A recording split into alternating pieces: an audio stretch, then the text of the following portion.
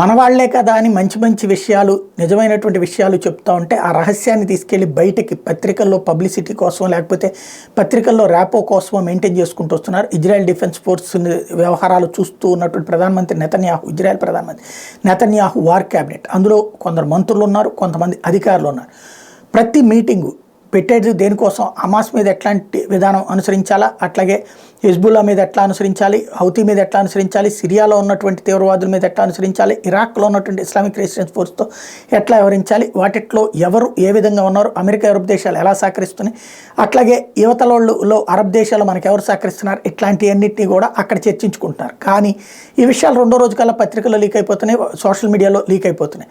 దానికే ఇప్పుడు ప్రధానమంత్రి నెతన్యాహు తీవ్రస్థాయిలో మండిపడ్డాడు. ఇట్లాంటి దక్కుమాల ప్రచారం చేసుకురావడం ద్వారా దేశ ద్రోహం చేస్తున్నారు, మిమ్మల్ని అందరినీ కూడా లై డిటెక్టర్ టెస్ట్ చేపిస్తే కానీ అసలు నిజాలు బయటపడవంటూ ఆగ్రహం వ్యక్తం చేశారు.